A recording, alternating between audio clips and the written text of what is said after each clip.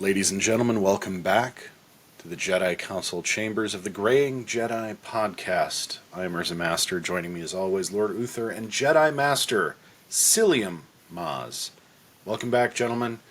And we are embarking again with our gallant skeleton crew as they dive deep into the Pirate's Cove in this episode, looking for home, looking for answers. Gentlemen, I have to say, this was an unexpected kids' adventure with some serious implications. And the idea of turning a legendary pirate's hideout slash trove of treasure into a day spa is probably my favorite turn of phrase that Star Wars has done ever, because I was not expecting there to be just a resort in Star Wars. So I want to get y'all's take on that, because so often we see with Jedi, with the movies, these sort of highfalutin, very strict to character settings. We think about Cloud City. It's a city of commerce with a dark underbelly. Of course, Lando's got the Empire there. We think about Mos Espa, with the pod race and the huts, and it's a gambler's dream, but it's also very much a controlled mafia. Sebulba is definitely on the hut payroll kind of thing. So we have a kid show. Let's start from that premise. We have a kid show. We obviously can't have a pirate underbelly that we see in the, second episode here, where there's a gentleman's club and there's all these violent vendors and violent people. You can't really make it too dark. So is this the choice we make? We turn the pirate's den into a resort? Gentlemen, how do you feel? How do you feel from a Jedi Master perspective? Lord Uther? I was going to give it to you, but okay.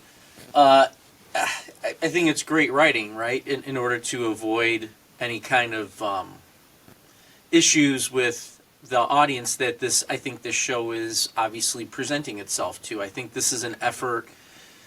It's one of the times that I'll say it's an effort to get kids to watch a Star Wars show that it also appeals to adults, so they're constantly walking this fine line in terms of the content that they're giving us to keep the adults hooked and get the kids interested, because we know kids always want that adventure, that sense of surprise and things like that, which is what this is turning out for these kids that are part of this skeleton crew.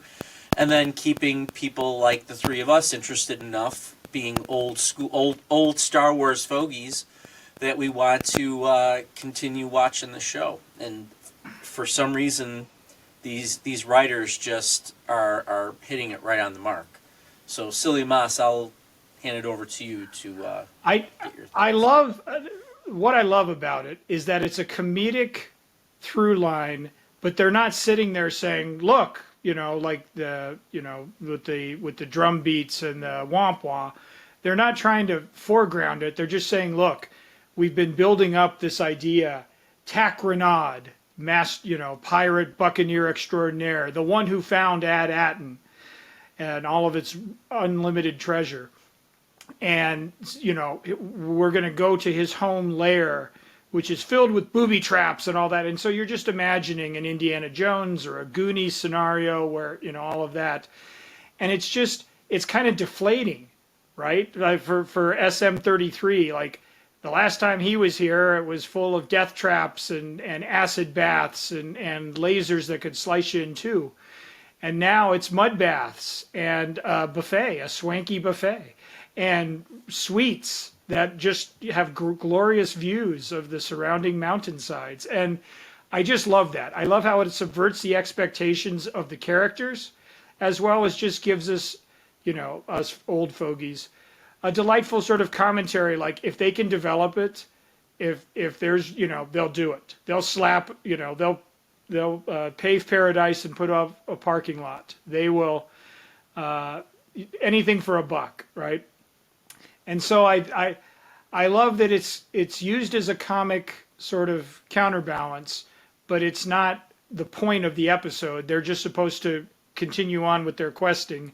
I mean, they're looking at ruins on the walls. You know, he's telling KB, make sure you get all this down. While the guests are walking by with towels on their way to the, like, they don't care if there's, you know, in plain sight, like markings that will lead you to the fabled treasure planet. As far as they're concerned, it's just like, you know, old Republic art. That's you know, just like, oh, the people who lived here, the indigenous tribes, they must have left those here. Isn't that sweet, honey? Get a picture. So that's, I think, just one of the things. And I mean, again, it's handled in such a way, it's just refreshingly, I think, subtle. It's not overplayed or over the top. I mean, they have to navigate checking in. You know, he has to bribe the clerk there, the woman to let him in, and there I am, right there on the suite. And of course, you're going to run into a dangerous bounty hunter that you betrayed. Pocket, played delightfully by Kelly MacDonald, almost unrecognizable Kelly MacDonald if you've seen her in Train Spotting and Boardwalk Empire and many of her other roles. I mean, of course, naturally. And you're going to keep it profesh right there at the counter. You're not going to whip out blasters and start shooting up the joint, et cetera, et cetera. The episode is You Have a Lot to Learn About Pirates is the name of it. It is the 5th chapter in Skeleton Crew. The director was Jake Shear, and he is going to be helming it. In fact, it's done. You'll just have to wait for it to come out. He has the summer Marvel movie. This year, Marvel has a spring movie with Captain America, and they have a summer movie, Thunderbolts, starring Florence Pugh and Sebastian Stan and several characters. It's basically Marvel's version of Suicide Squad. And the trailers, if you've seen them online, look pretty good. So he might be bumping up to a higher zip code in terms of his directing credits and capabilities. And we have, for the first time in the show, another writer. As we said at the top, Christopher Ford and John Watts did 6 of the 8 episodes. But the other 2 were given to a writer, Myung-Ho Wesner, wrote this episode and the next one, basically the Spa Planet arc. And she is an Asian writer who also is working on ABC's new series High Potential. So, and she has very limited credits. High Potential and Skeleton Crew are basically where she got these gigs. So she's young. She's obviously talented. And we might be seeing a lot more of her down the road, either at the Lucasfilm Ranch or in other venues. But she got to do these 2. And you don't notice. You could have said that the showrunners penned this, right? I mean, based on the quality of the previous episodes. And it doesn't miss a beat. So she's able to bring humor and excitement, mystery, and even some genuine sort of terror there at the end, which we'll talk about here in a moment, without really making the show seem like it's a different voice or a different personality or things like that. So credit there. Definitely surprised me. I didn't know that until you just said it. Well, there you go. Yes. It felt completely continuous. That's right. awesome. Yes, that is good there. And as the next episode 6 will demonstrate too. We learn more about our characters here, don't we? Particularly, I love that we cut back initially to the parents. It would have been very easy for this show, just because they want to stay focused on the pirates and the kids and Jod Noah Nawood. It would have been very easy to just say, oh, the parents are back home pining. You know, we had a shot of them worrying in the living room, and that's all we need to do. But they're not just taking this lying down, right? They're plotting. They're trying to get around the security measures. And isn't it great to have an undersecretary of whatever her department is, so when you do get caught, she can override the security systems and erase all trace. So I love the fact that we're not just, all the parents, haha, we're going to focus on the other storyline. Yeah, they I don't like just the work. show up at the end and tear up the contract, right? Right. I just love that they spend enough time, 5 minutes. You don't need to, devote an entire episode, obviously. I love that they're still part of the storyline and they're being active. They're not just wringing their hands saying, "What do we do? Where are our children?" I love SM-33 getting fitted with the restraining bolt and not being able to Actually seeing what those do. right. I mean, in Star Wars we mentioned them. R2 gets one in A New Hope, and I think they used them in the prequel trilogies, all that. But here is an actual restraining bolt restraining, and I'd like to wring your neck, and he gets shorted out there. I'll let Ursa and Uther talk about the Richard Donner influences in the '80s Amblin vibe in terms of their reaction, but I also kind of want to pivot us towards where Jod is, because again, this is a show that can fit 8 to 80 as far as the age range. So you don't want to be you got to stay on this side of PG-13. But it's a legitimately terrifying moment, and I'm not using that word as hyperbole. It's a legitimately terrifying moment when Jod orders the acid bath to be refilled, and you don't ever see it, but you can hear the screams of the anguished as the pirates that are pursuing them are, melted away. I mean, it's a very violent move for him. And then to turn around to Fern and say, "Just yield. All you have to do is yield and I won't hurt you." Like and his whole gripping of the lightsaber, pure Anakin turned to Vaderish, sort of a crazed dark side look, as well as, have we finally answered the question now whether he is a Jedi, a former Jedi, someone perhaps like Reva or Ahsoka who never completed their training? Like, his background, we still don't have it all, like in terms of where he comes from. Order 66 survivor, traumatized. We don't know, and it's scary because we suddenly realize it's not parlor tricks, it's not magnets. He can use the Force, and he can use it for ill gains. And so you ask yourself, is this the real Jod? Are we seeing the true character emerge as he menaces the kids? Like he's willing to hurt them. It looks like he tells us that, well, in this one he's willing to put them in harm's way. And I was stunned, really. Here's a lead character, someone that you expected to be on the righteous side, even if he was kind of a little bit of a scoundrel, and he kind of was always trying to talk his way out of trouble, whether it be pirates or the kids or alien cultures. But Jod's reveal here as somebody who might just be in it for the money and nothing's going to stand in his way. I mean, that's a true pirate if I've ever seen one. So gentlemen, you have a lot to learn about pirates. What did you learn? Uther, I'll let you take this one first. I was trying. All right. I mentioned this last night when I messaged you guys that the way you love Jod one minute and you hate him the next, and they keep going between these two different points of how to feel about him. I think I just think they're continuing without throwing it in your face that much, and I'm okay with it. The idea that they're just gray Jedi, right?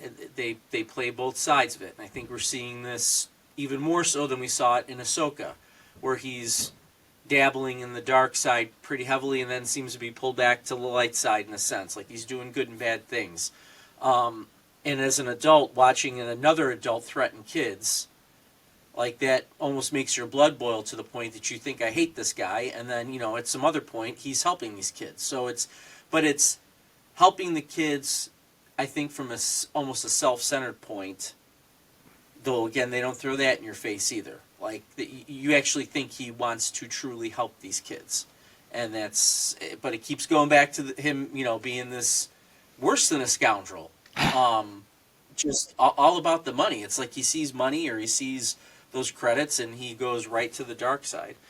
You know, and I keep using this phrase of just great writing, but it's like these people are so invested in the series and the overall plot line and story arc that it's played masterfully. So it just kind of ropes you in. Let me intro Ursa's comments, which I'm sure are going to be terrific. Jedi Master, UrzaMaster. Do you guys, with the exception of the X-wings that we've seen once when they were on the Kim, the Owl Person's Observatory episode, Chapter 3, like, do you miss stormtroopers? Do you miss, like, the Imperial remnants or what passes for the Empire, the First Order?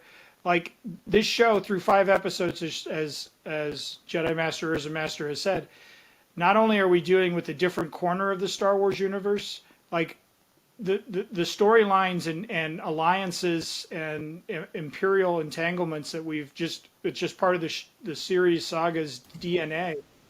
They're not being touched upon. Like, this is truly a self-contained, at this point, sort of on target, story of kids and buccaneers and, Treasure Island in deep space. And I mean, even Andor, as much as we love it, it's all about the Empire, it's all about the rebellion and so forth. But this show is just like, no, we're going to go do our own lane. Well, I think the one thing that Mandalorian was doing, and maybe even Ahsoka to a point, and then we're seeing here, is that the universe is so vast, you just can't control all of it. Right? You can't influence it to go the way you want to. Whether it's, there's just a couple of X-Wing fighters there or a little patrol here, and where does all the bureaucracy play out and who's reporting to who and who's making decisions where. And I that's what I kind of like about this is I don't miss stormtroopers in a sense or things like that, because you are seeing there's more to the universe than the Skywalkers, which is something UrzaMaster has brought up so many times before, and that you can do something with that without missing the Skywalker, Palpatine, main plot point that has driven this forever, right? That it's all about the Force and the Skywalkers. That there is more to it, right? I think the Skywalkers are the heart of the story of Star Wars. It has to be, because it all started with them in the trilogy. But there's so many other arteries here and there that this can lead to that can continue to pump this story, move this story forward in terms of it just being a Star Wars, universe. I agree. I think that I don't miss stormtroopers at all. I think you need some element that ties you back to the core canon, and that's where a force sensitive, a lightsaber here, a plucky droid, or maybe even a nod to another character, like maybe just a painting of Mon Mothma in the background or something. Like, those are all great things to have. But I think Lucas's original vision is what is really holding true, is you want this to appeal to a wide audience. And what better way to do it than to tap into these sort of classic nuances and tropes of child fantasy storytelling, pirates, subterfuge, and the unexpected twists and turns in this episode. We get that adventurous spirit. We get the pillow fighting kids and the adult that's like, we need to focus. Like, and you get that sense of urgency from the adults that the kids clearly don't have. But the kids are also on their own growth journey. And that's kind of something we really see start to take shape in this episode, as a break of innocence. They really want to believe the best in everybody they meet. They want to believe that the adults, like their parents, are really out there to help them because they miss their parents. At the end of the day, that's what this is really laying out, is they're learning that they can't rely on every adult, and that's a growth that every kid goes through. Like, I think of my toddlers, every adult we took them to the zoo yesterday, and I know this is a little off topic, but you take them to the zoo and they're looking at the animals and they want to get lifted up, right, to see the monkey in the tree. And they just turn to whomever adult is near them. Like there's a crowd of kids. Every little kid will turn to whatever adult they see and assume it to be somebody who's going to help them. And it's the danger of being a kid, right? It's a cautionary tale. They're trusting Jode. They got a lot to learn about pirates. They got a lot to learn about adults. They got a lot to learn about life. And this is a life lesson that's taught in such a way that it is scary on like a Enter Sandman level of like a very primal fear of sometimes those people who are older than you that you inherently trust because you're little and you don't know any better, sometimes they're bad people. Don't get into a car with a stranger. This is that tale played out, made manifest. And even in this turn at the end of the episode, he's still like not that menacing in a way. He's like, I won't hurt you. Just let me have control of the ship. I'm just interested in my payoff. That's what I want. It's not even quite that menacing yet, but it's danger. Like it's real danger, and that hits hard. Tears in their eyes. They're like, I can't believe you're doing this. They feel viscerally betrayed. Even though they started out like being cautious and not really trusting, finally that trust is broken. And yet they're still sort of clinging to some hope. And when it comes down to it, they realize they have to make an escape. And that's, it's still very adventurous. It's still very kid friendly, but it's also that sudden grow up moment that makes everything really real and really stressful. And that's such an interesting place to leave off, like a real cliffhanger into that next episode that, you think about the Goonies, right? They know the bad guys are the bad guys the whole time. The Fratellis are just evil. There is no streak of good in them. And they're always like, look, I'm not going to hurt you. Just give me the treasure you got. Just, they're going to hurt you, and you know better. But it's still an adventure. And it's still silly. Like the, hey, you guys, right at the end. And they do the Treasure of the Sierra Madre down the sail. And then they're jumping rope with Sloth. Like, there's still enough whimsy there that the stakes are never really that high. Now, if they would have left the octopus scene in, maybe that's different. But, you get the octopus here. That is one thing that it's been burning me the whole time. You get the giant octopus, but instead of being this dark, menacing thing that nearly drags them down beneath the waters, it's a friendly guy who wants to hear their stories.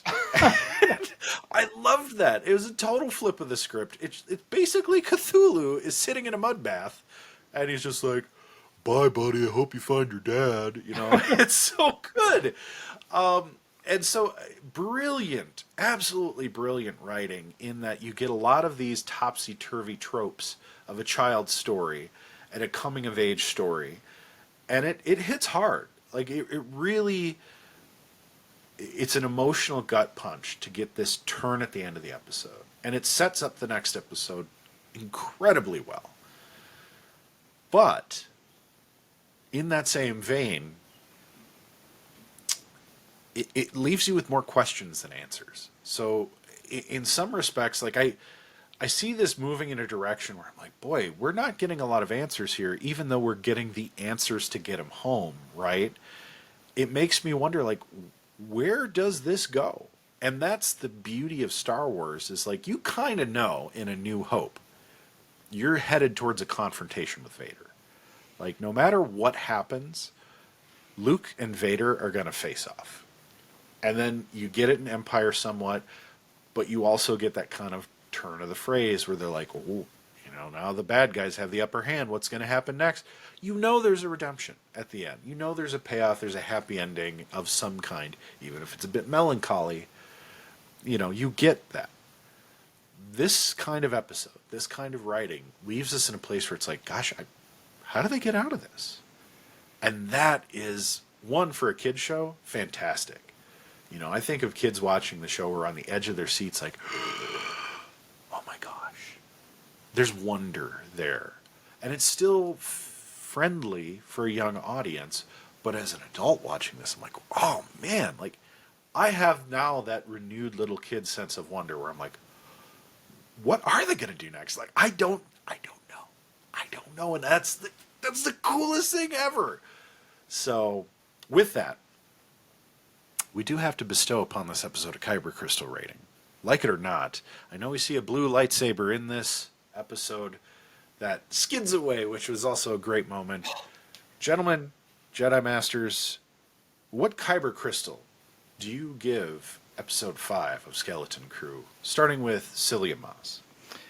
I'm so glad you mentioned the lightsaber because we've seen it with Finn in the new trilogy and we've seen it with Luke and everybody else. It's like the big moment, right? I'm going to stand up to the bad guy in his mind, and I've got the saber and I'm going to ignite it and so forth. And he's got it pointing the wrong direction. And it's just, again, the subverting of expectations is terrific. And I also want to mention the creature that you said who just wants to hang out in the mud bath and hear tales. I got a very never-ending story vibe. Again, if we're going to go to a non-Lucasfilm thing of the 80s, like just the creature design and sort of its overall friendliness. I don't know if you guys are fans of Wolfgang Petersen's 1984 tale. I know for some audiences it's a beloved children's fantasy, but I also, or the Dark Crystal or Labyrinth or any of those Jim Henson creations that they saw. It just fit. You know, it's like it's a Star Wars creature. You know, it might be scary at first, but then it turns out you can give it a hug and tell stories. Gentlemen, IKEA is known for furniture for college students and people who like Norwegian bookshelves. Did you also know that they do their own line of sparkling pear juice? That's correct. Right down there, there's the IKEA label. This is a homegrown brand with 18% juice. It's also green, and it's also my rating for episode 5. You have a lot to learn about pirates. Sparkling pear juice, delicious. Episode 5, chef's kiss. Bring on more adventures and excitement. And where did those kids go when they pulled the Indiana Jones and went underneath the altar, etc.? Lord Uther? Oh, it's me. I'm going to go Boba Fett Nice. green. This series, again, we've talked about this multiple times. I think UrzaMaster and I wanted to just hate this thing, and we probably did hate it before it started, so that tells you something that it has completely turned us around here. Excellent writing, excellent acting. These kids aren't annoying me either. It's a beautiful thing, and I'm looking forward to where it's going to go. And I'm going to echo my Jedi Master cohorts with a Super Bowl 31 Wheaties box, Green Banner. Nice. I loved this episode. Everything about it was exciting. Took me back to my childhood with these adventure kid movies. Neverending Story, The Goonies, E.T., Dark Crystal, just... And there was a pretty girl. Sorry, I'm a sucker. And I loved the whole bribery part. I loved every bit of this. There was nothing about this episode that was disappointing in any way. And that is just so unexpected. The bar for me could not have been lower. Even from the trailers I saw, I was just like, oh no. And here, 5 episodes in, I'm hook, line, and sinker. I cannot wait for the next episode. And I can't wait for there to be more Star Wars stories. I've rarely seen an established universe get so broad and so diverse with its storytelling and be so wildly successful. I'm so happy for Disney and Star Wars, and I hope they do more shows like this. They gotta focus on the writing, because it is absolutely the writers that have driven the successes of these shows. And by the way, I think all of the shows have been fantastic. I don't know why Acolyte got the hate it got. I loved it. I thought it was fantastic. Skeleton Crew has been heralded as a massive upgrade. And in some respects it is, especially for a younger audience. Acolyte is definitely kind of that teen level audience. And I don't know if teens are just fickle. I guess they are. I was. Who am I kidding? We were all teens once.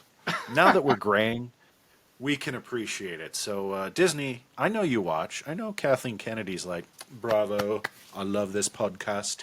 I don't know why she has that accent. But now she does. And you can't get rid of it, Kathleen Kennedy. Bring back Acolyte. As we move into our next Graying Jedi podcast, we continue the journey of the Skeleton Crew. What's next for Jode and this motley crew of kids stranded from their parents who are not just going to find them on the beach and go, oh, there you are. You missed dinner last night. Nope, it's going to be totally different until we meet again in that galaxy far, far away. May the Force be with you always.